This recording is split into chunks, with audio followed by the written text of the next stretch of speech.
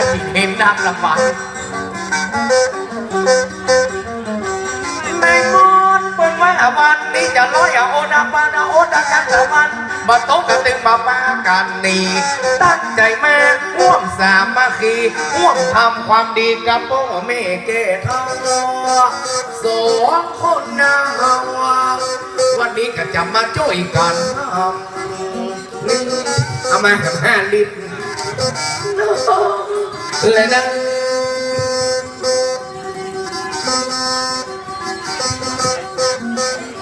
เห็นดอกอุเบกดินน้ำไก่แม่แท้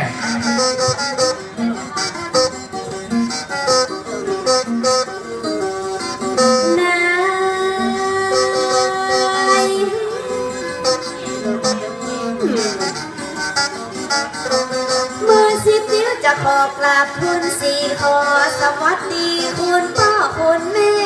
ถึงบอกว่าละคนเท่าคนแก่ท่านติมีอาวุโสสูงสวัสดีจ้าโซมใจเลยนะสวัสดีเจ้าที่นอนมืออ่อนนับไว้มือ10 นิ้วจะขอกราบคุณ4ขอสวัสดีคุณพ่อคุณแม่ถึงมาว่าละคนเท่าคนแก่ที่ป้อนมาแม่ที่บ้านอุ้มเมงวันนี้ปากันมานั่งพี่ไอ้ตาจันละก้อยก้าก้อยเก่งมีตึงเสียงซ้อมีตึงเสียงเพลงจะได้บรรเลงเอาใจพี่น้องนอกจากจะมีเสียงโซเสียงเพลงแล้วยังมีอยู่มีอย่างแหนฮิตฮอปแล้วกัน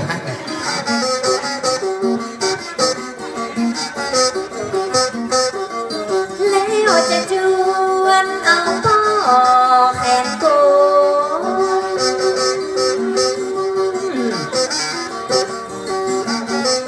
ปองสัน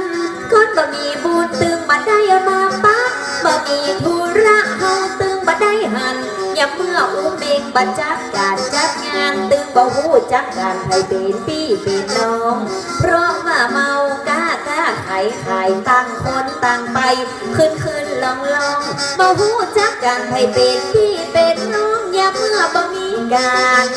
มีเงินกินข้าวตอนป้ากันมานั่งเอาใจคนฟังพี่น้องลูกห่างสันใดมันจะดีสันใดมันจะงามนะพี่อ้อยอาจารย์เฮาเกิดมาจะนั่งกาในจังโซมากันสองคู่นี่แหละน้อแต่และนั้น2 คู่ 4 คน2 คู่จังโซไม่ยิง2 คนจังโซว่าใจ2 ตัวไอ้แม่ตัวนั้นมันหมาเอา2 คนแล้วนะโคนเหมือนเดียวกันกันในมอนอย่าเมื่อมีงานครั้งนี้น้องกับไอ้ตี้ได้มาปะใส่กันจะเอาใจละพี่น้องวงงานตีนั่งนุ่มผ่านตึงหนุ่มเต็มเท่าจะจวนเอาใจไอ้มาช่วยกันเล่านี่แหละน้องไว้แหละจากโซไม่ยิงมันพูดล้วงเขาเลยเป็นลูกอาจารย์เนี่ยแม่มา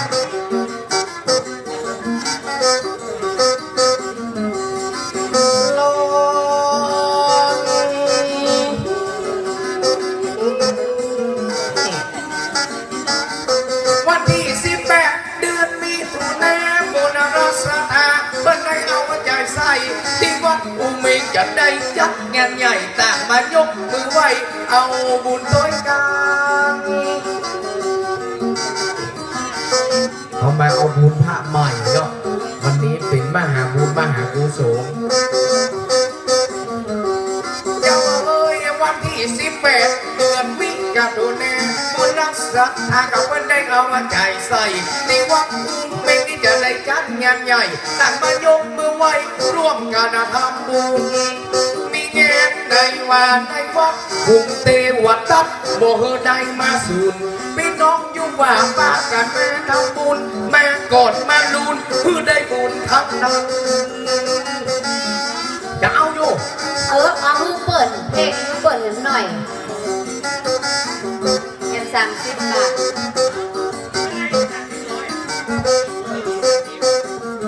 แล้วจะจวนเอาแม่เจ้าเวน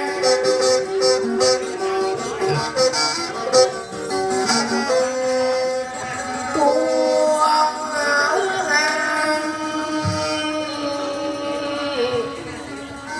น้องจะละก้อยแม่ใจ แอนเบอร์ทำวัดรอซื้อเนอ3 ลิตรร้อย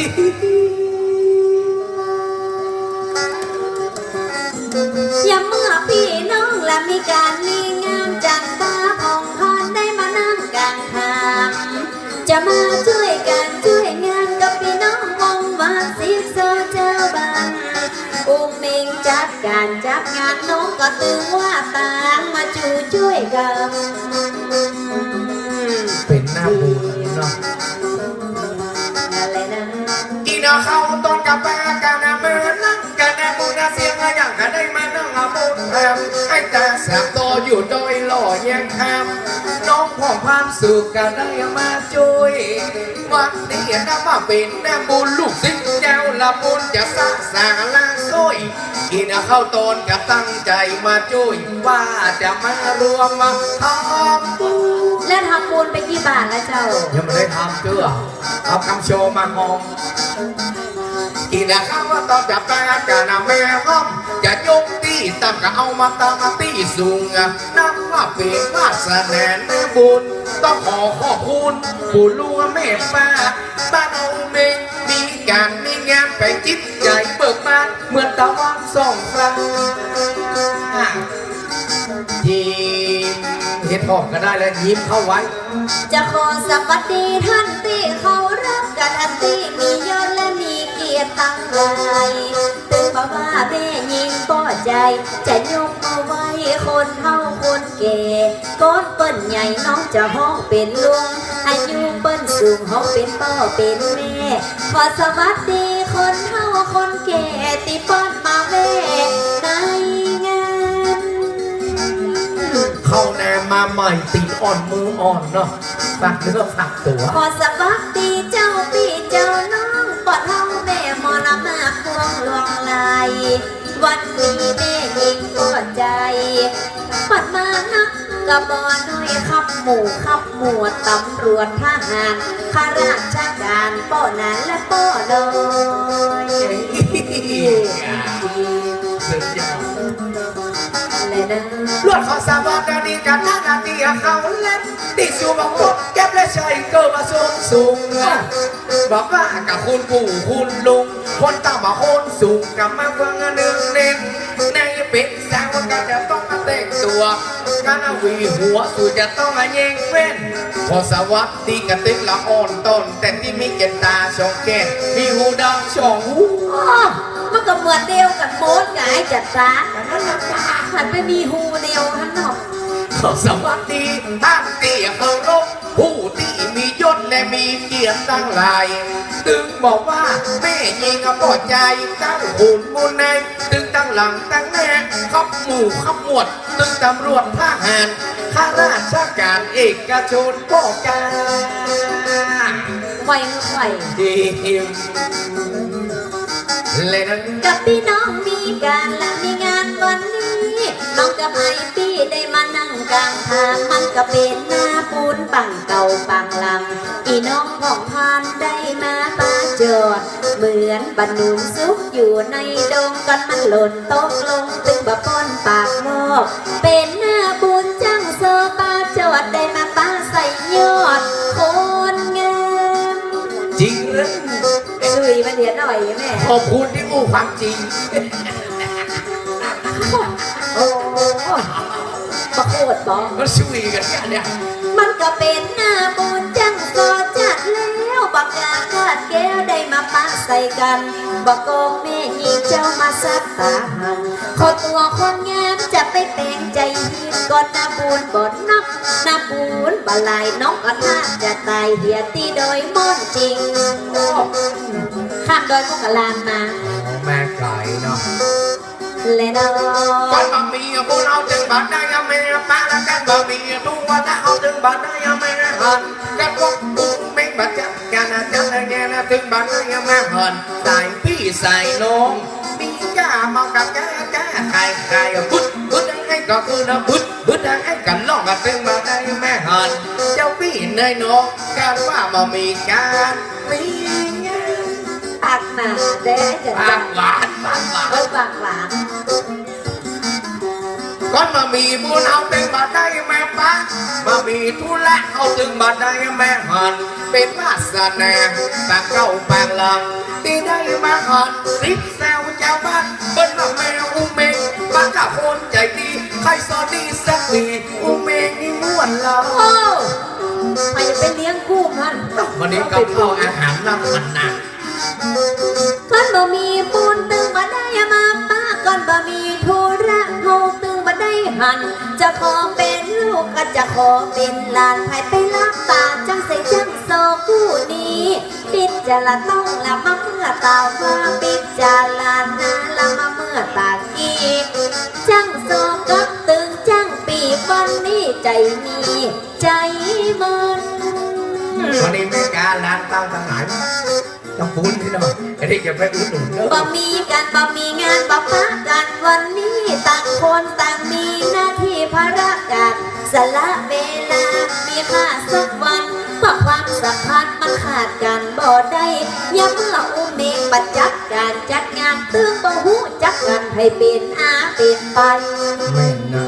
เมาทำมาหากินเลี้ยงปากเลี้ยงท้องมาไม่น้อง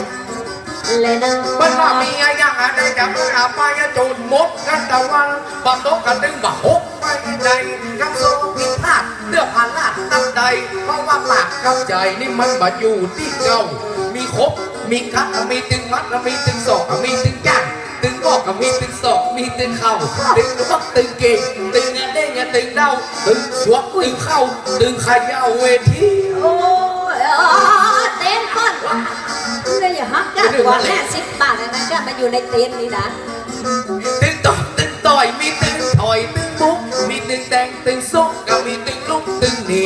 ตึงเหล่าตึงควักมีตึงซอกมีตึงจีมีให้มีดีมีปีต้องมีก้อยมีโลกมีเทามีดำยังมีขาวมีสั้นมีแนววันนี้แม่เลี้ยวเว้ย เอ้ยดีนะมี หลายรูปแบบเล่น ก้อยปีมันมีมาแต่ไทยของอย่างนี้ละมันของคู่กันปันหน้ามีขาวก็จะต้องมีดำก่อนหน้ามีมืดก็จะต้องมีแจ้งมีเบาก็จะต้องมีสาวมีสีขาวก็ต้องมีสีแดงวันนี้มาสอบน้ำใจปะเล่งย้ำเมื่อมาบ้านนะอู้เมง บนเลี้ยงจากโซนะ เจ้า กินบะเสี่ยงเลี้ยงกันจนเรือเพื่อกันจนอิ่ม มีมืดมันก็ต้องมีแจ้งมีสีแดงก็ต้องมีสีขาว มีเบาต้องคู่กับสาวของอย่างอี้มีการบ่ได้ปัดมาปวดคอยนอนปัดมาเดินควายสีค่อยปีมันมีมาแต่ไทย ของมันอู้กัน จี อย่างน้องกับไอ้เนี่ยกัน และน้อง ปัญหามีมืดน้ำมันกันยังมีเจ๊งมีสีแดงกันต้องมีสีขาวกันเมื่อมีเดือนละมันจะต้องมีดาวเล่ากับแซวดีกันถึงก็ได้มีพวกไฟกันโนนามีโดนไฟกันสีให้กับดีของมันมีแต่ไทยมีบ้านเหนือจะต้องมีบ้านใต้มีเสียยังมีได้คืนมา แล้วหมดแล้วได้คืนก่อน เชียงสองพันปลาย ได้จะได้ มันก็มีมืดกันยังมีแจ้งมีสีแดงจะต้องมีสีขาวมันเมื่อมีเดือนมันจะต้องมีดาวเบ้ากับสาวนี่การตึ้งเบาได้ยังมีพวกไฟกันนอนมีโดนไฟกับสีกล้วยปีของมันมีแต่ไทย มันคู่กันแล้วไอ้น้อง เอาเจ็ดอ่ะมันออก7-9อ่ะเลือดอิง จังมันยังนิดไป2 แต้มมาได้ หัวหน้าแก้หัวไม่จังให้จังตุย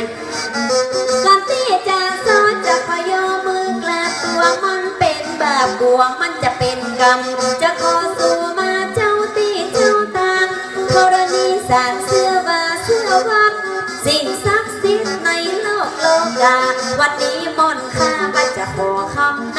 จะขอสัวมาเสื้อว่าเสื้อวัดตึงบอกว่าเจ้าตีเจ้าเด่น แม่มีสัมมาคารวะ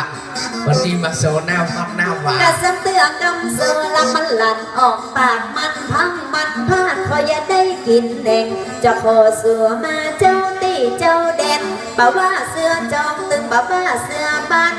ก้อนกำโซผิดพลาดตั้งใดขอโมอาภัยให้จ้างโซนั่งห่างจีบ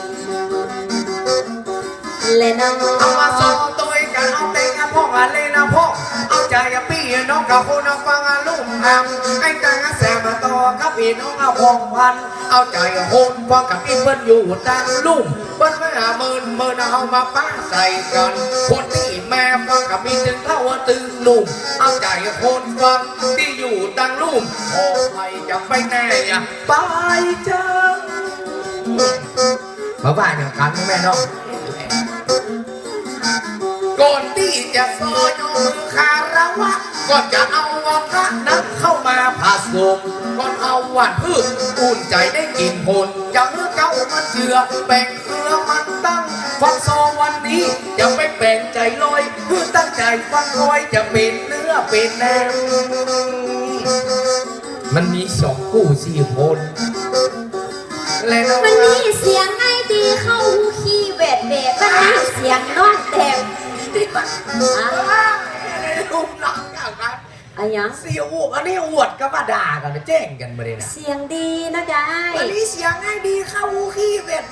มาหาแห่ อย่าไปเลยไม่ได้ว่าอย่างนั้นเหรอ เสียงไอ้จันตานี่หวานเหมือนน้ำตาลน้ำอ้อยเสียงเหมือนแตะเหมือนว่าเจ้าว่าวันนี้เสียงไอ้ดีเข้าหูนี่เข้าหูนี่เข้าหูมันจะเข้าหูไอ้ แม่นไรแม่ แต่ไก่แม่จังซอไม่ยิงพอล้อเสียงพอแหบพอแห้ง อ วัดก็จะลงคอเนาะจังเซาปัจจัยเสียงก็หวานพอปะลิ้วตัวปีเนาะจังเซาไม่ยิงบ่ร้อยแม่พอเสียงอย่างเป็ดแหบอ่ะเสียงไอ้ดี ไอ้เดี๋ยวบอกให้แล้วจ่ายเดี๋ยวบอก เจ้าไหวอย่าไอ้จันตาควักขี้หูเหี่ยพ้อง วันนี้เสียงให้ดีเข้าขี้แบบแบบ บ่ได้บ้าอย่างนั้นล้อบ่เจือหามีแม่ต้องลุ่มเตอะ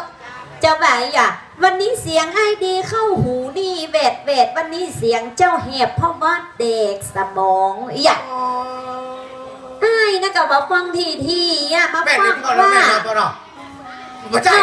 เอาแล้ว เข้าใจละอีบอเป็นหมู่เฮากะ โคนฟังก็จะมีคนสองคนนะบอกหวาน เจ้าเตอะหูไอ้นะฟังเพี้ยนจะไปหาเรื่องเตื้อ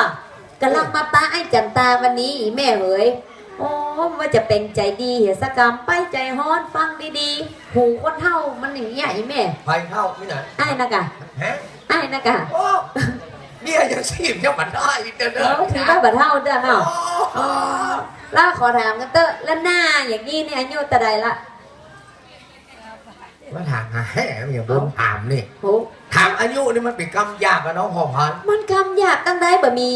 สระอีบะมีสระโอยแล้วเจ้าถามว่าไอ้ายอายุเท่าใดแล้วเจ้า ไม่ถามอายุตะกี้ยังมาถามไม่โลดไอ้บอกให้วันเกิดพูดมันต้องถามอายุอ่ะอันนี้ ก็ถามบนเวทีเนี่ยการมันเป็นอย่างไรพี่น้องอูเมงก็จะได้หู้เพื่ออยู่บนเวทีนี่จะได้เซลล์ตั้งหลุมเวทีพ่องโหเตอะบอกเจ้าเตอะบะเป็นหยังเจ้าตึงบอกคือไผไอ้ายอายุเท่าใดละ เศร้าปาย ฮะเศร้าปาย เศร้าปาย หน้าอย่างเงี้ยเศร้าปายจะไปโมอู้ตีนกามีเป็น2-3ห้อยละไอ้จันตา มาเชื่อครับพยายามเชื่อเด้อ เศร้าปาย คนไหนเชื่อให้ชิมหายไปหลายคน โอ้แล้ว เศร้าปายนี่ ปายเห็นเท่าไหร่ ต้องปายมันเศร้าปายนี่นะ แล้วกำเก้ามันเหรอ เขามันมาบอก โห จะบอก บอกเตอะอีแม่อย่าไปแต่งหวยงวดหน้า งวดแรกซึ่ง2,000ปลายกันนะเอา77มาออก79นี่นะสรุปแล้วเท่าไหร่ มาโซนหน้าวัดหน้าบายแม่แต่จะบอกชื่ออายุหมานี่กันนะโอ้แต่ โอ้โหก็บอกว่าเตอะหน้ามันไปเป็นอย่างอายุเป็นเพียงตัวเลขหน่อยแม่เนาะบอกไปเลย 40ปลาย กดโห40ไปไปเต้าใดเหรอหมออีแม่ว่า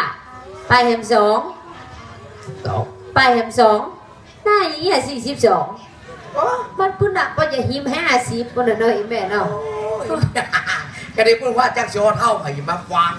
มาถึงฟังก็เป็นหยัง อายุเป็นเพียงตัวเลขแม่เนาะ อีแม่มานั่งฟังอีแม่รับตาเอาอี อายุเป็นเพียงสังขาร เจ้า แต่ว่าสันดานเหมือนเดิม ไหวเนี่ยเขาบอกให้ไหวไงฮะ จะตีว่าเจ้าชู้เหมือนเดิมไหม เจ้า ล่ะ ชู้เหมือน เรื่ เดิม องเจ้าชู้นะขอร้องเลยมันต้องพูดถึง ถ่ายบัตรเจ้าไอ้ ว้า มามี ไอ้ฝ่า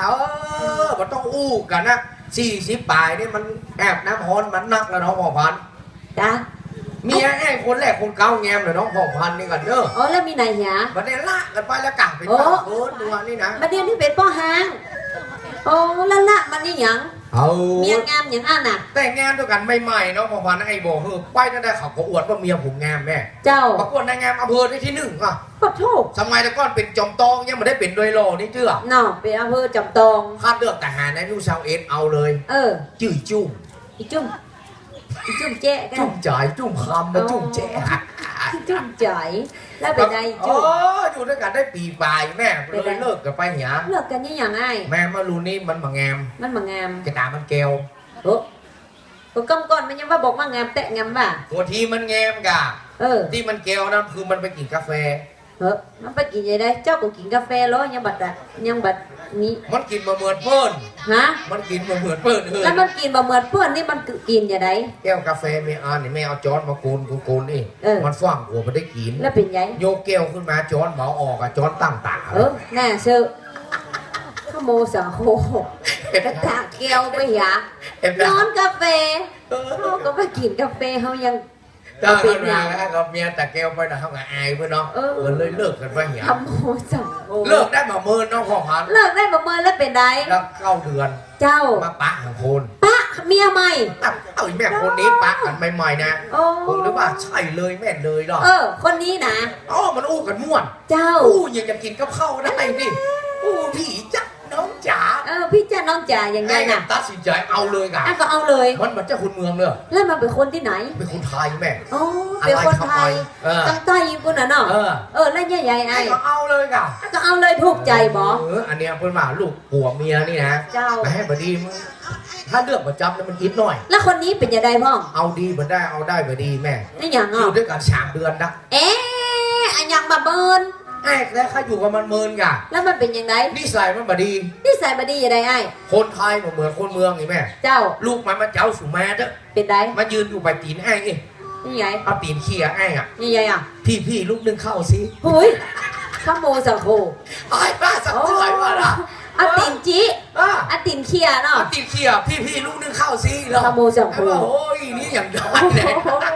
แล้วไอ้ยังไงอ่ะ ไอ้กระบอกมันกะ ไอ้บอกมันว่าไง ไอ้ว่าน้องทางบ้านพี่นะ คนเหนือเนี่ยเขาไม่ให้ผัวลูกนึงเข้าเนาะ ไม่ให้ลูกหุงข้าว ไม่ให้ลูกนึงเข้า เออ ทางบ้านพี่เขาไม่ทำแบบนี้สักเทื่อนะ สักครั้ง ชักครั้งชัก ไม่มีสักทีสักครั้ง เขาไม่ให้ผัวลูกนึงเข้า เออ ทำแบบนี้มันไม่เปิง ไม่เหมาะ ไม่เหมาะไอ้เนาะ เฮ้ยเอาเมียไทยนี่เจ็บเอวได้ มันก็เหมือนนึงเชื่อไอ้นะ มันก็เชื่อฟังอยู่เนาะ ได้ไหมแห่งเดือนเดียวละ เจ้าแล้วเป็น เข้ามาเดือนที่ เป็นใด 3มันนึงขี้ขานดัดแต่อะ บรรยากาศ โอ้ มันนี่หยำถึงไอ้พ่อ ลุกมาเจ้าเต็มเมือนนะ เจ้า หัวไอ้ประตูหมอน้องพอพันเต็มเมือนตุ๊กเอง ปะโทมันตื้อตีนตัว นี่เจ้าตึกตีเนี่ยพี่เร็วลูกซีมันขวายแล้วอีเนาะ มันสายแล้ว สายแล้ว โอ้ยตื่นมันสายแล้วอีเนาะ อีนี่มันเล่นอย่างอีเนาะ มันห้องง่าย เพราะ อ่ะ ว่าตะคืนมาเล่นไพ่พัดสูงมันเดิกอย่างแม่ตี2อ่ะ แล้วเป็นใด มาถึงบ้านแห่มูเมียห้องลูกอ่ะไอ้มิ่งอ่ะ แล้วมันห้องลูกยี่หยัง ห้องลูกนึงเข้าเลยอ่ะเร็วสายแล้วลูกนึงเข้าอีหรอไอ้กับความดันตอนนั้นถ้าวัดได้นี่300 ปลายเว้ย ปด แม่ โถมิงขนาดเนาะ นี่ไงเมียห้องลุงเข้าหรอ แล้วไอ้เนี่ยใด ไอ้จีหน้าด่ามาเลยกะด่าแหงด่าเป็นพ่อเป็นแม่เลยแม่ โอ้ไอ้ด่ามันว่าใด กูบอกมึงกี่ครั้งแล้วมึงไม่จำเหรอเมื่อไหร่ก็มาใช้กูลูกนึงเข้า ปดโถโคตรขนาดเนาะ มิ่งอ่ะ แล้วเนี่ยใด จีหน้าด่ามึงไม่ใช่แม่กูนะมึงมาใช้กูลูกนึงเข้าได้ยังไง ไอ้ด่ามันอย่างนี้เนาะ มึงไม่ใช่แม่กู มาทำกับกูงี้ได้ไงแล้วมันว่าใดคือไง ไอ้นึกว่ามันกลัว มันมากลัว มันด่าตอบกัน มันด่าตอบมาว่าใด ไอ้กูไม่ใช่แม่มึงแล้วมึงมาดูดนมกูทำไม นะโอ้ยแม่เฮ้ยเมียมันซ้ำย้อนนี่แหม ไอ้คนไหนดูดนมกูลูกกูหมดเนี่ยไอ้การมันตอนเนี้ยค่ะ ไอ้ ไอ้ดูดมันเตะหรอไอ้เกิดเลยพอแล้วพอถ้ามึงพูดอย่างนี้นะ หยุดเลย มึงมาทางไหนก็ไปทางนั้นเนาะ มึงมาทางไหนกลับไปเลย ไปเลยกูไม่เอามึงแล้ว มาเอามา กูจะโกกหางปล่อยแล้วเนาะ ตัดหาง ตัดหางปล่อย ไปมาโกกหางปล่อยแบบ ขนาดนะ ตัดหางปล่อยบอส วัดกระจายหึงกันนะนี่แม่ แล้วมันใหญ่ ขนาดมาตัวคนเดียวเหมือนจะมีปีมีน้อง เก็บกระเป๋าเอาเสื้อผ้าใส่กระเป๋าไปบ้านเลยอ่ะ มากระนีไอ้ไปเลย ปุ่นมันอยู่กาลสินธุ์ปุ่น ปด มันไม่ใช่หนีพวกน้อยใจมันกันย่อยนะแกอะตั้งกันมาลากกันมาได้9 ปีละ เจ้า แต่ว่ามันซื้อไปดูหมอ แล้วเป็นไร แต่ว่าเนื้อคู่ผมจะมีอยู่ก่อยเนาะ แล้ว หมอคนหมอคนนี้ดูแม่น ดูแม่น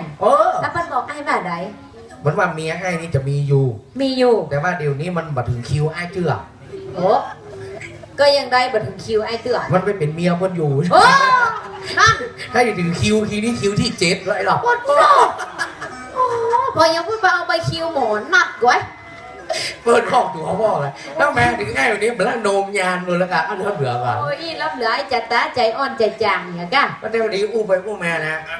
เมียมันก็ผ่านมาหลายเนาะแต่ว่ามันมีแม่ที่มาเชื่อเมียนางงามก็ได้ละเมียคนไทยก็ได้ละ แล้วค้างไข่แหว วันนี้เขาได้เมียจังโซนะอู้ซื่อ อันเล่ไอ้อย่างมาโกงเข้าเหียนใหญ่แม่ โอ้อย่างไอ้กึศอย่างนายไอ้อู้อย่างเอานายไอ้แบบอู้อ้อมพร้อม โอ้ดีเป็นกินได้ เป็นคนอู้ชื่อ ซื้อมากดไปพ่องก็ได้นะไอ้ ก่อนที่จะมาเอาเมียนางงามไอ้เคยมีคน เมียคน เมียคนแรกนะ ก็เป็นไอ้ยัง เมียคนนี้อยู่ด้วยกันมาเมินเพราะว่ามันชอบสตางค์เก่ง ยังไงอ่ะชอบสตังเก่งกันนึกว่าชอบ มันเป็นชอบอย่างไรแต่ไอ้ชอบที่ไหนมันหันมดอ่ะ เฮ้ยนั่น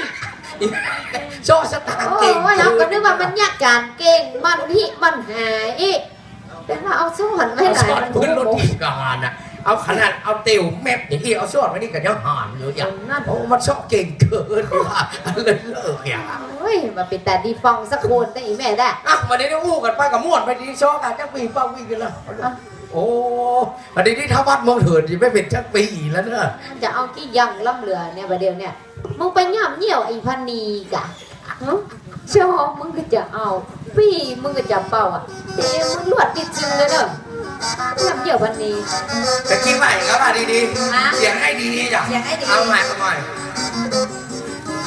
วันนี้เสียงไอ้ดีเข้าหูนี่แบดวันนี้เสียงเจ้าแหบเพราะวัดเด็กสั่งบอกปัญหาเฮามารับเป็นเงินเป็นทองถ้าสาวบักเข้าหลงพี่น้องปัญจะด่าเฮามาซอกะติบ้านอุ้มไม่เอาก้อยกาก้อยเก่งจะไปซออย่างนี้บ้าเอาใจคุณลุงคุณหน้าโซมันกุมกาของเงิน ม่วนกับมาเนี่ยมาอูเมงอ่ะโซมม่วนจะไปโซมเป็นเลย เขาเอาใจคนแก่คนเฒ่าพี่น้องบ้านเฮามันจะสรรละเสื่นคนฟังเศร้าเขาฟังมึนจะไปฟังเดินแอวนี่แอวหันอาจังโซตึงยิงตึงใจเขาจะปัดนวดไหลเอาไปจังติดจัง ที่แม่ที่อยู่ข้างๆนี่หอกับตังงอนเนอะแม่เนอะถ้าแม่ทางหน้าไปได้หอดี และนอ เอาใจกระใส่พี่ใส่น้อง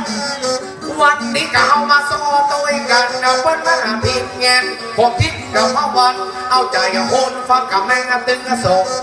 กูแลกกับกูเก้ากับทางวัดเมืองเถินคนมีเงินเขาขัดได้แม่กูกับทิศเพราะว่าเขามาโซ่ปิดกูโดนได้ฟังตาพองพันเสียงโซ่เสียงเพลงมีหมดนะแม่เนอะมีตึงเสียงโซ่กับมีตึงเสียงเพลงมาโซ่อูเพลงเอากันเป็นกันเขาเอาใจกับพี่น้องวงวันผู้ที่แม่ฟังกระซิบแซวเจ้าบ้านแม่วันนี้ปากกะโคนใจดี3 โมงก็มาดี4 โมงก็มา5 โมงก็มายัง6 โมงก็มายัง7 โมงก็มายัง8 โมงก็มายัง กูยังก็มา6 โมงแล้ววันนี้ยังได้ว่าไปจนหมดตะวันบ่ต้องตื่นบ่หกจากทางขอเป็นลูกก็จะขอเป็นหลานกับพี่น้องบงบ้านละคนเฒ่าคนแก่จะยืมหม้อหนึ่งเอามาตีตั้งกองจะยืมหม้อต้องเอามาตีตั้งแซ่เต็มใจน้องเหียแต่เมื่อปะปีไอจันตา พอเต็ม มาเรียนพ่อพันมีแฟนแล้วค่ะ แล้วมามีแต่เจ้า คนติดเตอร์กับคืนฝันว่างูเห่า ขึ้นทางโซปะกองมานั่ง ได้มาหันใส่กู้กันลาอันนี้แล้วกาบอกว่าไอ้จังตาเจ้าเคยไปมาไหลที่เสียงทันตึงบ่เปิงอกตึงบ่เปิงใจก็ยังมาติดใจและจ้างสอนนั่งห่าง จริงหรือ จริงสิ นี่นะ อันแน่สิและน้อง มันมาของอะไรยังไงกันบ้านจ้างกันจะมากับเพื่อนมาแต่มีแน่โอ้นี่ก็บางมันอยู่ไม่งานตึงเมื่อกันอยู่ว่าไม่งานตึงวันจังแต่ยังข้ามาไอ้นี่เป็นบ้าเขาสุดแล้วในมาปิดดักกินแน่เรียกว่าเมาซึ่งกันว่าในปิดผู้ดักไอ้จะข้ามาเป็นเฝ้าพวกพันกับบักเก้ไอ้แต่กับบักเท้าว่ามันตึงตึงกันเราแล้วมันตึงเข้ากันดิ ไอ้อย่างเข้าก ำโชว์กำโชว์ มาแฝงมือพ่อนอย่างเงี้ยก่อน กินเอาตัวปลาการแม่นั่งป้าใส่นองจัดดูจำเป็นสาวจีนก็มาวันนี้ไอ้เขาโชคดีป้าใส่สาวจีนแม่คำหลอมหล่อเบาเกิดแม่จากนี้ถ้าบัดได้เบียร์จากโซจะไปตายแฟนคอที่ในดงเจ้าเจ้า เอ็นเล่ว่าเต้ก็ เลยดงนะ กระซับตาละเบาเท่ารูปหล่อมันเหมือนหน่อพ่อหาหน้ากูอันงดเงียบมันตึงมังบันโมซาตาลูมันตึงจังเป็นโตก่อนมาได้ไอเข้ามาเป็นของสาวน้อยจอมต้องละบุญมีผีโพดก่อนต่อใจบักเกียดบักโคดจะเอาทำประโยชน์นอนตาย มันได้เกี่ยวกับคนแง่เอานะครับไอ้สองสองกันเนี่ย เครียดนะ เออ เหมือนกับเฮาคูดตะปองจริง มันจะต้องได้ที่ขี้คุย ก่อนเปิดใจไอ้เป็นน้ำบอยจะขอล้นตอยละไปเป็นน้ำมัววาสนาของลูกแม่ยิงมันตับตอยลอยดินมันเครื่องบินกับลอ ว่าเผื่อไอ้จ้า จริงบ้าเต้กับเจ้า และน้อง อย่าให้จังแต่นี่วาสนาตั้มโตยังพ่อเหมือนกันได้น้อยติเงนะคอยพระเจ้าไอ้ปรารถนาแห่กันน้องห้องพันมันโทรรักแม่แล้วหัวใจคืนหูไอ้แต่แซมตอนได้เกิดมาเป็นคนโจรปักแม่โกนมนซับปิดสาวดาวรุ่งไอ้เงียพ่อหาเลตาคืนหูไม่มุ่งว่าจะเอาเป็นนี่ จุกันใจดีมาได้เนอะไอ้ตา ว้ายมาจูเชื่อให้เด้อบอกกองอาหารปุ๊บแล้วไอ้กระตือปั๊บตุกไอ้ขอยอมรับว่าใครเป็นเจ้าของแงมๆอย่างนี้แอนพี่จะขอจองพี่ไม่กองรักกันในน้องละปากบอกว่าฮักไอ้ถึงรักเสมอมาเดี๋ยวก็หลงละเมอรักเธอเท่าฟ้า เอ็นเล่เอ็นเล่ ชีจะได้เมียมาไหนเลยล่ะ ลูกแม่ยิงละฮักจริงตามแต่ตัวมันเหมือนเกศและจะเข้าปากงูวันละไอฮักกะสมัครเอ็นดูไหลเข้ามาจูละเอาข้างคือข้างเรื่องการกินและน้องกระตึงและบ่ไอและเปิ้นมาเรื่องนอนไงและน้องกระตึงบอกค้านก่อนปอดใจเอามือจิกที่ข้างน้องจะแก้สินกว้างซุกมาคอ อันนี้ผมจะติดหลักลิ้นเด้อ ลูกแม่ยิงให้ปกจาลิกให้ปักกาดิกระตือให้ซิกก้องก่อเก่งผ่าลืมกับก็เจ้าดอกจนกันงอนละกินเก่งห่วงถ้วยฮักปอดใจละเหมือนไฟสูงคนฮักเต้แน่นอนบักฮางคนหมดหน่วยขอไอ้ตาเตี้ยนึกว่าบอกว่าขอไอ้โมยาอีก บวกอู้บะจริงกันอย่างการลิงกินกูเอ๋กว่าน้องอู้ไปเรื่อยไอ้แม่เขาเบาไว้กว่าน้องอู้มันดอกว่าน้องโยกก็บ่ได้มาจูว่าบ่ใจกันไอ้ไปหลงเชื่อเปิ้นว่าแม่ยิงนี่มามีคอหอยยังอู้ว่าเลื่อนลอยละหลอกเล่นเป็นเตื้อกว่าจูปอดใจอย่างไอ้ไปหลงเชื่อขอเพื่อเขามีของดี ไอ้ยังนี่ของดี ในกระโปรงนะกับ เดี๋ยวไหน เป็นว่าเปรียบแม่ยิงนั้นเราเมือนังกับดอกถ้าเอาพอปากออกยังปะดอกเป็นแนมไปเด็ดมาดมชื่นชมสำราญดอกไม้แนมคงจะบ่มไต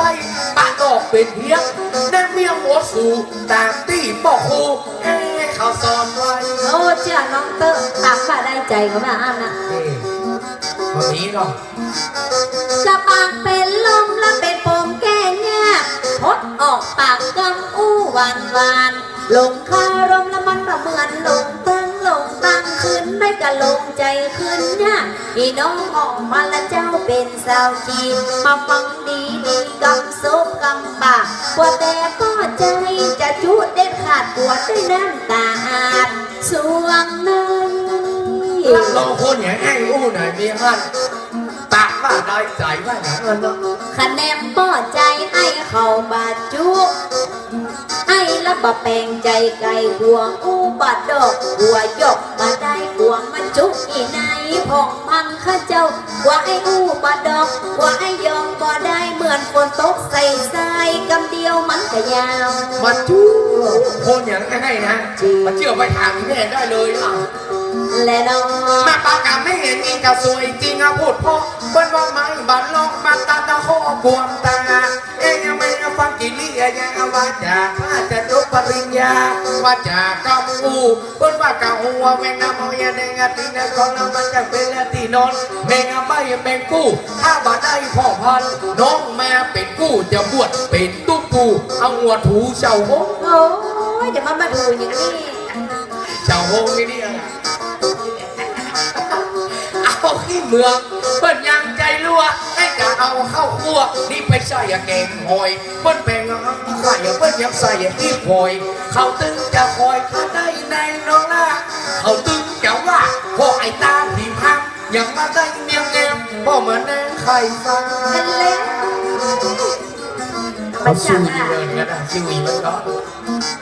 กับพ่อใจบาเดียวตึงบอกให้เชื่อนักกำปากฝังนักในใจแต่บ่ตามคารมคมใครพ่อใจอุ้งหวานมันก็เป็นสันดานของพ่อใจชอบโลกอย่าเมื่อแรกทักอย่าเมื่อปลาทางนาละบ่มือนั่นกาเขากระจ้างปิดปอกพ่อใจบาเดียวเขากระตึงหัวพวกเขากระตึงชอบหลอกแม่ยิง บางคน ก็บ่เชื่อ อันนี้ของแท้เลยเนี่ยพวกคุณไหนมีงาน คารมคมใครปลอใจเน้นขนาดดูเป็นยิงน้ำตาอาจหันมีแล้วจัดไหลสมัยปัดเดียวเขากระตึงไวไฟเขาจะไว้ใจแต่ตึงรับบัดได้บันมาเล่นกับพระมันเขาเล่นกับไฟจะเผาเขาตายแม่น้องมันสนไว้ เห็นเลยอันนี้ธรรมดาเลยแม่เด้อ และนำมา ปวดใจดีๆแล้วมันก็มีนึ่งเก่าเป็นอันเต้น้องเอาไปตักโอนเอามากวางแล้วเอาปวดใจนี่เป็นยกเป็นมันก็นวดเอามามันก็ใส่ให้คนซื้อสำหรับตัวผมชื่อไอ้ตาแสงโตก็ได้รับไผ่ผู้ได้เสียชื่อให้ขอรับรองให้นี่เป็นคนซื่อเหมือนถนนอุเมงยังค้า คนผมมาไปซื้อตั้งแต่ให้ฮะ เทศกาล จะเชื่อได้มาเนี่ย มันเป็นแต่ในเป็นปากหัวใจที่วอกแล้วโลดมาบอกว่าไอ้นี่ก็เหมือนกันสำหรับตัวไอ้นี่จะโอสามารถมักน้องพ่อพันหมดใหญ่ถึง8 ห้องก่อนว่าไอ้จูมือพ่อเมียเป็นแม่กันมาไอ้มูสาแม่เมียลุงต่อ โอ้ยังไงเนี่ย ขอเชื่อไอ้ตื่นนอน ก็การให้ได้ละเหมือนให้จับสัตว์ลูกบ้านมานั่งถามว่าเอากันบอกขี้เสียนดอกหมากขี้ขาดดอกปอกก็งดปากปอน้องก็ตึงละบอกอู้เกิดมาเป็นคนละน้องกว่ามาเสียใจละไอ้จะฮักเป็นเมียกันว่าเกี้ยวเป็นจูจะฮือพ่องพังตกลงกับฟูกว่าไอ้จะมีกู้มีกิม มัมไหมถ้าไอ้มีแล้วตึ้งไหมเอวสาว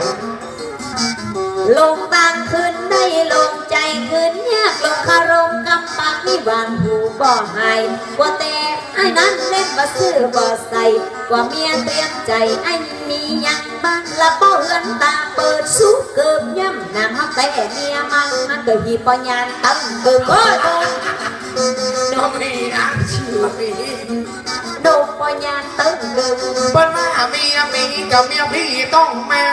เมียมาก็เพราะว่าเมียก็บอกมีได้ปักก็มาพอถือว่าให้โชคดี จะไปเป็นสามีกับพ่อกับพ่อนาอีน้องกับบอกบินมาแจ้งกับกำมาปิดเขาว่ามาบินเลิกเป็นแต่ลมมาต้องก็มาไอ้ได้พ่องพันอีน้องให้จะดูตั้งพอนอนเย็นอันนี้บอกไปไหนสักได้ยังนอนผีปุ๋ยขึ้นห้องนี่อันยังมันจะเป็นกินเสียงอันพี่กินมาเสียงอันนั้นก็คือกินเด้งก็ว่าพ่องพันน้องเขามีแฟนนะ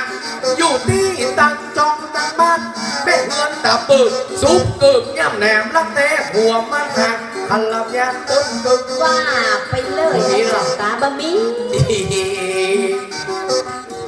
เลยน้อง แกอีน้องพองพันเป็นสาวจีจิตเล็ดน้อยหนึ่งกับบะติดนิดหนึ่งกับบะตำเพราะว่าน้องมันเป็นคนบอกงานเบาจีกับบะปัดป้าห้างกับบะปอ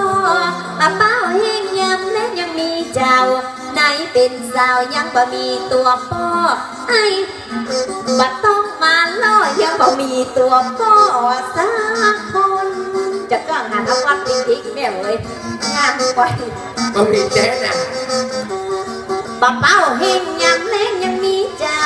ไหนเป็นสาวยังบะมีตัวป้อ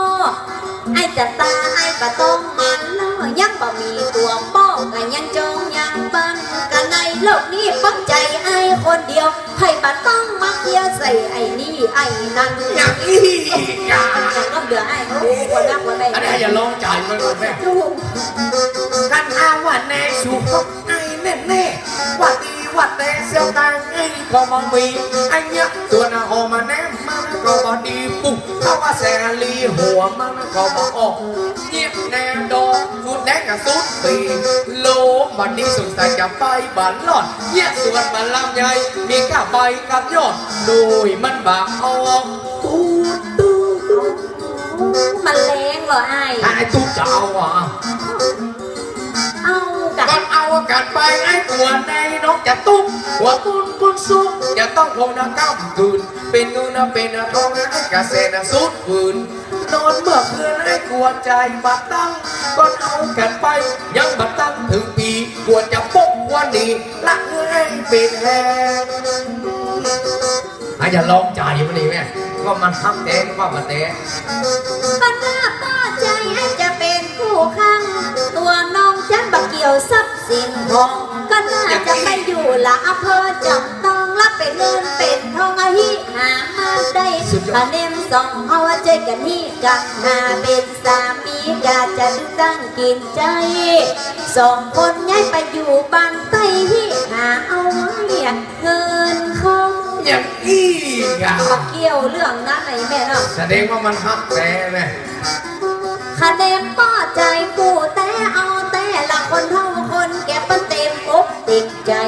ตัวอีน้องยังบ่เป็นของไปละค่ะก็มาเต็มใจกับป้อแขนลั่นป้องมันมาเต็มใจละบอกพันนักแกก็มันตีกองตัวเนละมันยังได้ปากกองอย่างอี้กะสุดยอดและน้องเป็นแฟนคนโจรแล้วก็ต้องเอาหน้าหน่อยน้องให้จะขอร้องกับเพื่อน้องอาหารใจถึงแม้จะตุ๊กกับเพียงร่างกายแต่ในหัวใจให้ก็ยังจืดยาถึงแม้จะตุ๊กให้กับตึงกระทนไหวขอมีในและยิ้มอยู่ตั้งยิ้มอยู่ตั้งแน่ถึงวันนี้ใครน้องละมาช่วยยาใจให้ตาสามต้อยิ้มไอ้ฟังยุ่งจ้ะมายุ่งกันละวันประตูจ้ะแล้วบาดยากเห็นเจ้าเย็นเห็นแน่คนอื่นเปิ้นจะว่าอย่างอะไรกันจ้างเขาขอฮือโลกนี้มีเราเพียงเราอย่าฟังกันเขามานินทาด่าจ้องอยู่ใต้ฟ้าอย่าไปหัวฝุ่นเป็นแฟนคนโจรก็ต้องโดนหน่อยน้องจริงเคยได้ยินหรอความพยายามคือความมุ่งมั่นหน้าก่อนว่าเฮามันยากมันตึงบ่อดตายมันมาตุกเหียก่อนวันหน้าจะสบายจะไปอยู่กอดได้มือซุปบังซุปบอกต้องดินรนรักเป็นคนขายังสร้างรักหาเป็นสามีจันยอดเขาก็พอเอาแมงเอามอดเอาหัวลอดเข้าเงินฟ้าบอล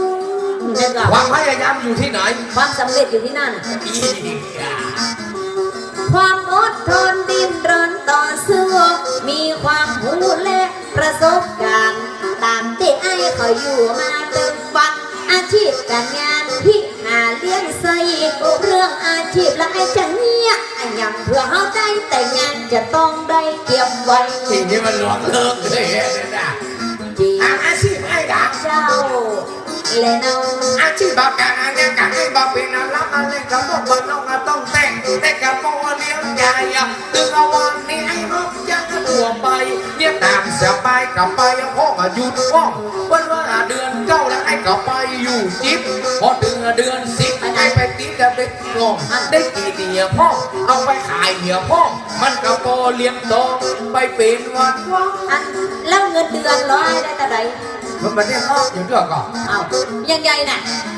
อาชีพการงานมาเป็นอะไรอะไรไปบกยกบกแจกส้มรับจ้างเอาโดยเขาก็เพราะว่าไอ้เป็นลูกยังชั่วคราวแถวบ้านเขาเปิ้ลโกรธตึงยังหวังดีกับหุยมันหวังรวยกับเชนมันก็อิดนักเกมมองแม่ร้อยเอาจ้า โอ้นั่นก็มีเงินเดือนกิน มันมีด้วยนะมันจะลงจ่อยยังไงเลยนะ นานๆงานน้อยใจบ่อยเงินหมดเงินมีกันแน่ซดเงินหมดกันแน่เสียเมียจะต้องช่วยผัวจะต้องช่วยเมียจะเป็นได้เกียร์สัมมาอาชีพก็น่าจะเอาเราไปอยู่ด้วยกันก็ได้แต่งงานจะเป็นได้เฮงเฮีย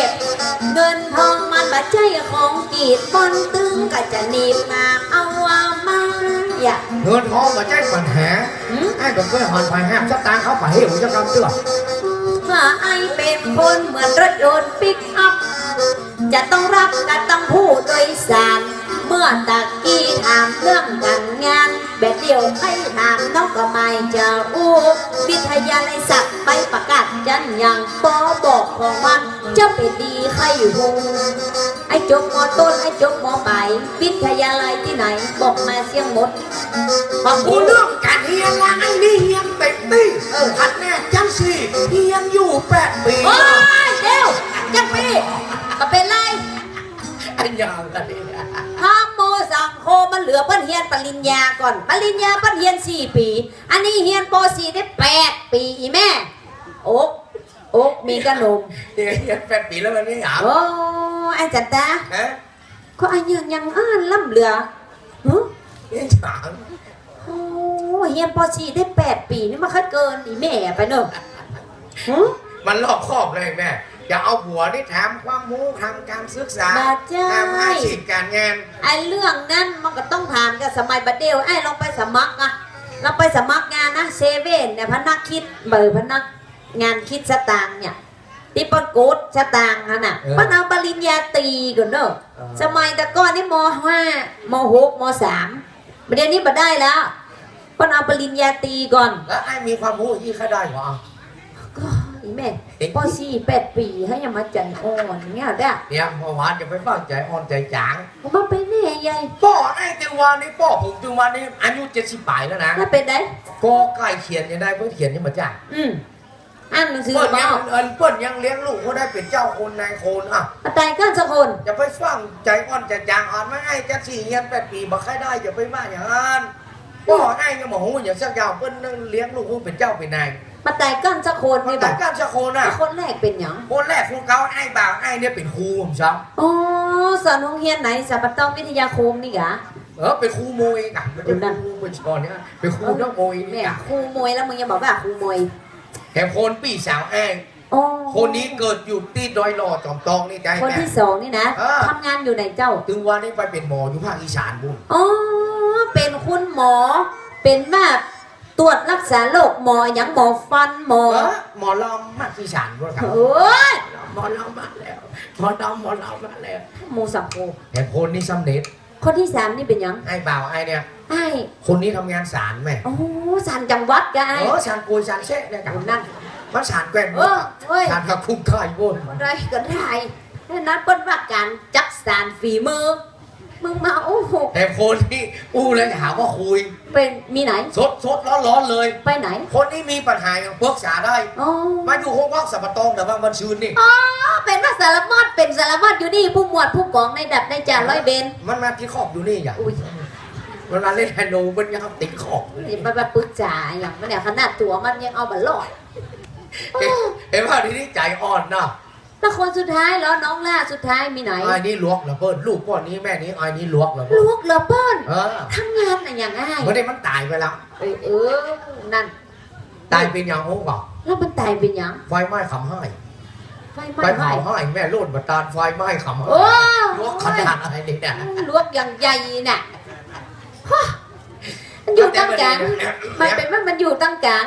แต่มันเผาออกมาอีเนาะ อู้กันจับกันไอ้แต่งจูน้องพงพันธุ์มาได้ อืม ว่าให้มามีความรู้มามีการศึกษา เต้ป่ะ ไอ้ลองใจพ่อมาได้หรอก โอ้มาใจ แต่จริงไอ้นี่มันจะธรรมดาเต็มปุ่มนี่ เต็มปูมนี่คือความหูมันก่อน ขี้ร้อน เฮ้ย ๆเต็มเลย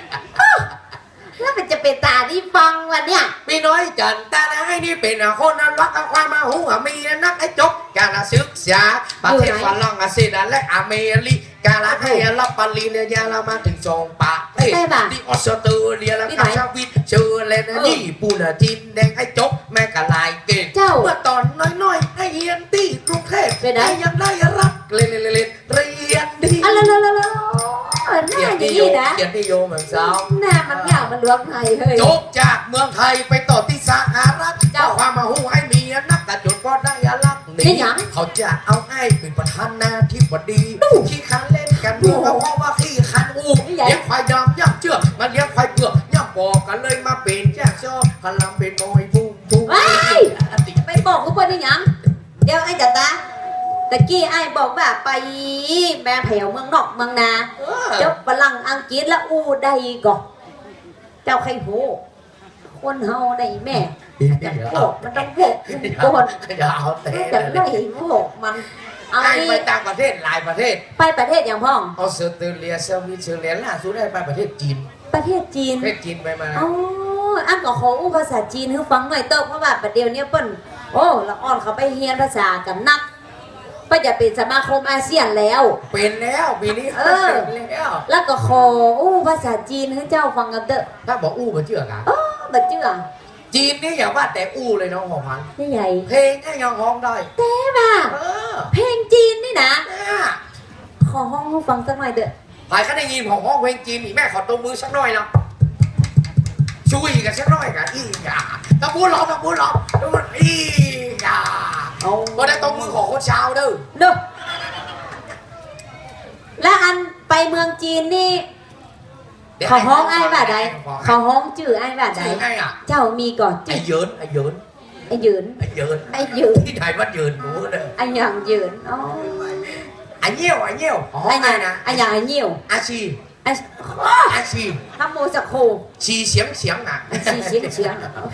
ไอ้ร้องเพลงหรือเปล่า เออ เคยได้ยินเพลงนั้นก่อน เพลงหยัง เจ้าพ่อเสียงไฮ้ อืม ตีกลองเจ้าพ่อเสียงไฮ้เหรอเนี่ย ห้องให้ฟังกัน แต่สมัยก่อนมันดังนะ เจ้า เจ้าพ่อเสียงไฮ้เนี่ย โอ้ยม่วนขนาดนี้จ้ะจ๊ะ นั่นเลย อ๋อยังไม่ได้ห้อง อัน นะ ลื จ๊ะ มเนื้อมานะ หลงปัง อ้าว หนีเฮา ลงปอง ตึงตึงตึง ลงเหล่า แต่ หำใหญ่ๆนั้นก็คือหำเหล่าอันหำน้อยๆเป็นหำตาอ่อน อันหำยันนั่นคือหำจังปี เฮ้ยหลงเพลงอย่างนี้ กับเพลงจีนน่ะ อันอย่างนี้ก็หอมละอ่อนออกคนใหญ่หอมจังปีวะ อันนี้ฮะภาษาจีนมันจะเหมือนกัน เพราะว่าจีนนี่มันมีหลายสายพันธุ์อย่าง ค่ะ มีจีนกวางตุ้งเต้นจิ๋วไหหลำเจียนจีนแค่จีนกลางอย่าง มันน มันจะเหมือนกันหรอ ำโอ้เหมือนกัน เหมือนเนี่ยบอกเข้าใจอย่าง อ่ะเขาอู้ฟังสักหน่อยเถอะภาษาจีน ติ๊กโตไปโตติ๊กโตเตี้ยวแล้วแล้วกี่คนเดียวก็จ่ายมา ไอ้หยังเนี่ยมึงมาไอ้หยังเนี่ย ภาษาจีนอ่ะ ภาษาจีนมันเวยหล คนจีนเวลาพูดอู้กิ้วมันจะติดกันหน่อยหร ำ อ อ๋อ ติ๊กโตไปโตติ๊กโตเตี้ยวแล้วแล้วกี่คนเดียวก็จ่ายมา ไอ้ห หยังหนาไอ้กระตา มันแปล ขอ ว่า เพลฟัง มันว่ามันจะกินกาแฟ เออ แล้วมาแต้วแล้วๆกินคนเดียวเข้าใจว่า โอ้ ตอนก่อนเคยได้ยินคนจีนไม่รู้ภาษาไทยหรอ มาเกย คนจีนรู้ภาษาไทยอย่างสมมุติว่าฝนตกสวยๆเนาะ อ่ะ มันจะตกบ้าๆนะ เจ้า คนจีนมันบอกว่า มีวันหนึ่งฝนตกช้อยๆอ่ะ ฝนตก เหมือนก่อนเหมือนก่อน เออเหมือน มีวันห เลย นึ่งฝนตกช้อยๆอ่ะ อ่ะ สองคนผัวเมียพากันไปตกหี ว้ายยายพากับไปตกอันหยังกำยาบกำ ขายยากขาย มาย ากไงอู้มันมีคำยาก มันมีกำยาบยังไง เพิ่นว่ามีวันหนึ่งฝนตกสวย ฝนตกสวย ๆสองคนผัวเมียพากันไปตอดแห ๆอ๋อตอดแห ฟังก็ดีนะ เอาใหม่ มีวันหนึ่งฝนตกช้อยๆอ่ะ ฝนตก สองคน สวย ผัวเมียพากันไปตกเห ๆบองคนพ่อเมียพากับไปตกแห เห็นงั้นดึงปุ๊บแบบเอาหินตกลงไปแล้วไปถูกใจคุยอ่ะ เฮ้ยไอ้หยังเนี่ยไอ้ หา ตา น้ำดินปุ๊บแบบ เฮ้ย เอาเหตอดลงไปแล้วไปถูกใจควาย เออ ควายมีในน้ ควายมีในน้ เออ ำแล้วเป็นยังไงเหรอ ำเห็นน้ำดินปุ๊บแบบเอาหินตกลงไปแล้วไปถูกใจคุยอ่ะ เออ ควายชกออกมาหีสิ ว้ายไอ้จ่าตา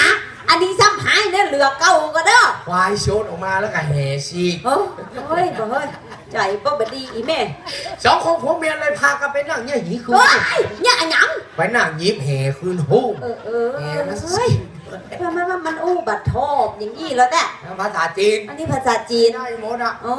อันขอ ประเด็นนี้แดดมันไหลเลย มันไหลไอ้กับไปกะ เขาอย่างงั้นไงรู้ป่ะ ไอ้กับไหลไปเลย แดดมันไหลแล้วอยู่ มันอยากได้หัดด้านอยู่ ไอ้ได้ไปอยู่อย่างนั้นบ้านที่เลยอาเจงตุ่มคนนะ จุดแตะอุ้ยปีนเฮ้ยเซมขี้ปีนเดี๋ยวก่อน มันหยัง ตะกี้ไอ้อู้ภาษาจีนไปแล้ว เออ ยังค้างภาษาประเทศฝรั่งเนาะมันบอกว่ามันไปมาตึงญี่ปุ่นจีนแดงออสเตรเลียสวิตเซอร์แลนด์ญี่ปุ่นจีนแดงอ่ะ ขอพัน เจ้า เดี๋ยวพี่น้องกับบนอยู่ว่าบ้านอุ้มเองพี่ว่าอย่างโซมาโซปวดอู้ภาษาของเราอังกฤษเขาบอกอู้บอก ยกเต้นจัดตาไปยกเต้นจัดตาไป โซวันนี้ย้ายเต็นท์กันเนี่ยพ่อวันนี้มีให้ค่าตั๋วกี่บาทนะเอาไปได้ไหมพอฮะแต่เจ้ากลางคนเดียว นะชอบช่วยเหลือตัวเอง ฮัลโหล ฮัลโหลอันยังนี่ไม่ยังใหญ่ ฝ นะ รั่งอ่ะ ฮะ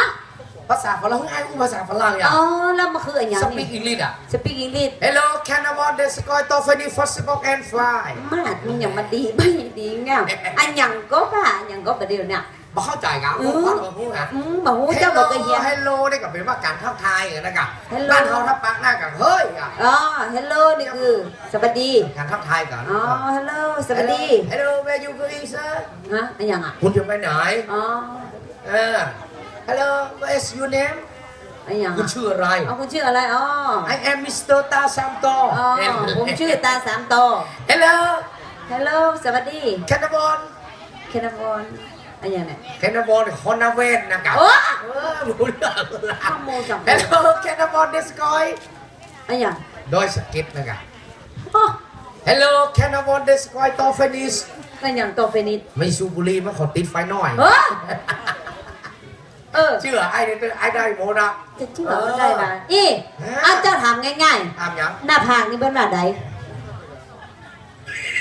บ้านเขาก็หน้าผากอ่ะ เจ้า ภาษาอังกฤษเป็นบ้านอย่าง เป็ เงี้ น ย แบบไหนอู้ได้มันต้องตอบได้หน่อยแม่เนาะ บ้านเขาว่าหน้าผากภาษาอังกฤษเป็นวัน หน้าผาก หน้าแพสตั้งปลายไม่มี มันจะแม่นไรแต่ แม่ จ๊ะ เชื่อไอ้ตา แล้วใบหู ใบแฮส ทิมปาก ริมแปส หูดอง รูเดส ตรงกลาง ตรงแก๊ส ลำคอ ลำแคส มันได้เฮ้ย ไม่ใช่ธรรมดา เข้ามาธรรมดาเฮ้ย ไอ้ได้ หน้ามันดีเงาเนี่ยหน้าผาก หน้าแพส จมูก จาแมส ทิมปาก ริมแปส ตรงกลาง ตรงแก๊ส ใบหู ใบแฮส ลำคอ ลำแคส หน้าผาก หน้าแพส จมูก จาแมส ทิมปาก ริมแปส ตรงกลาง ตรงแก๊ส แก่นตา แก่นแตะ ไอ้ตา ประเทศนี้แกตาผมอีประเทศนี้แกตาเขาบอด โอ้มันได้เฮียนแกตัดเนี่ยแต่เราแบบนี้แกตาแกแล้ว ความจริงนี่นะ เนี่ย แล้วแบบมันซืน เนี่ย ฝรั่งมา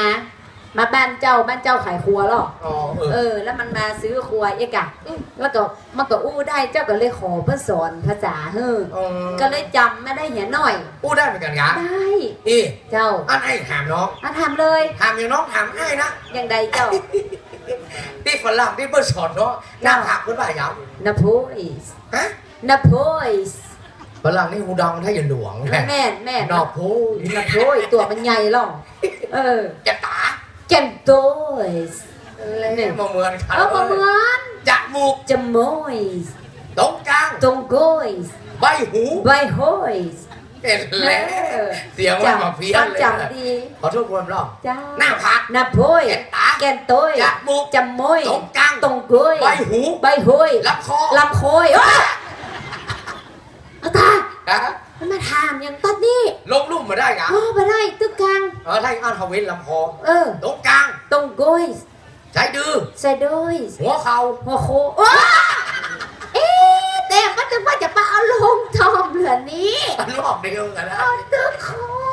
วันเท้วันดีนะ ถ้าเราสองคนได้ไปอยู่ด้วยกันได้นะ เจ้า วันนี้ให้ตัดสินใจละ อย่างใด เพราะว่าแต่คืนนี่นอนฝันว่างูฮับจะปะเนื้อคู่ที่อุเมงแม่ มาฮอดเทือบตายจ้ะจะพึ่ง อู้กันจับกันแดะ เจ้า เอาไอ้เด้อ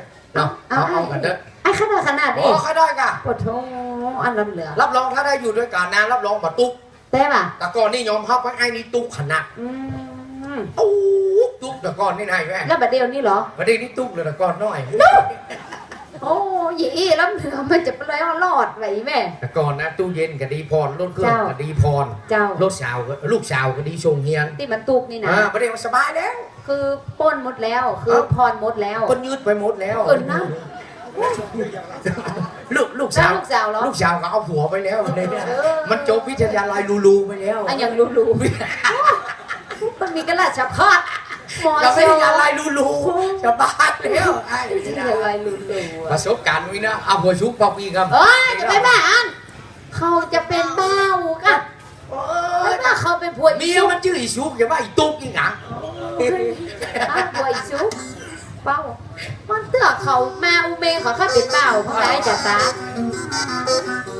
เลยน้อง จะไปก็เป็นนะหูก็ความมาหูให้กับต้องเองจะไปเป็นนายร้อยความสูงจะบันทึกว่าจะเป็นพระเอกเขาว่าหุ่นผมบ่เปิ้งก็เลยลวดลึกไปแก้วเหนือแก้วใต้ให้ไปสมองเป็นอะไรรถยนต์อยู่ใจก็มาเมินคนขับมาขี้ใจ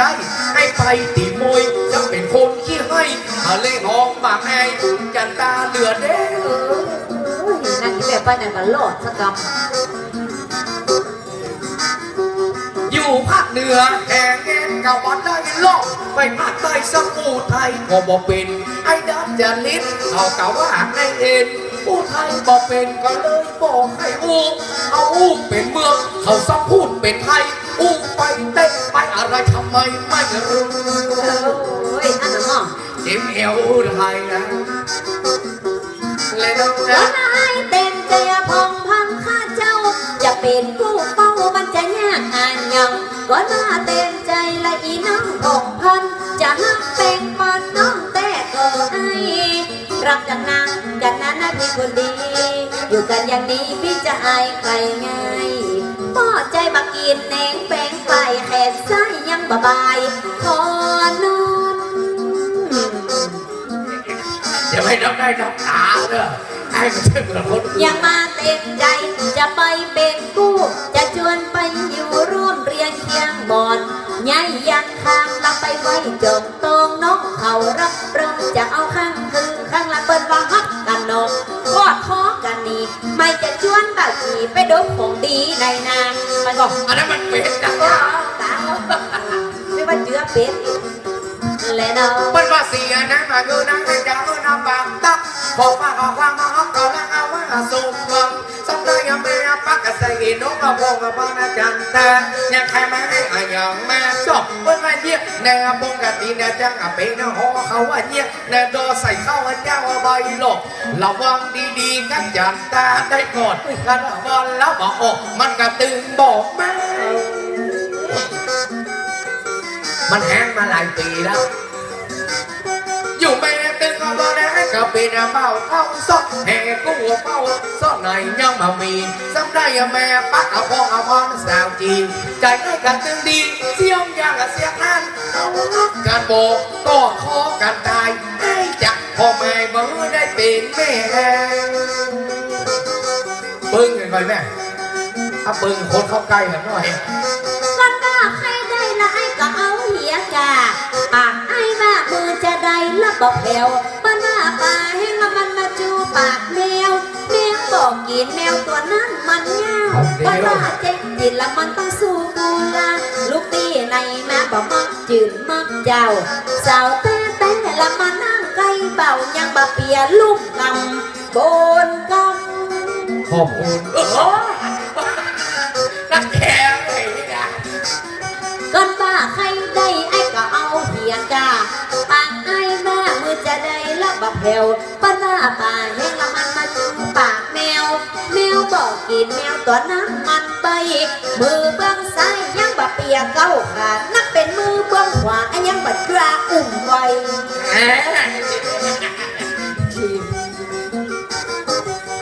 เลยเนาะเปิ้ลมันอยู่มามือกำกันให้ใครกำมามือคอยกับเปิ้ลมันอยู่มันจะไม่เป็นยังยุบตีนยุบมือมันเป็นสื่อสะพานเอาอยู่ว่ามือกันสิอย่ามาดักรัวเลยยุบมาเอวกันนวดเอวว่าแข่งอย่างไรยุบไปยุบมาแม่ละปักนวลนุ่มนิ่งให้ใครยุบคองอนต่อไปเต็งให้ใครยุบน้องเองที่ก้นจูนนวล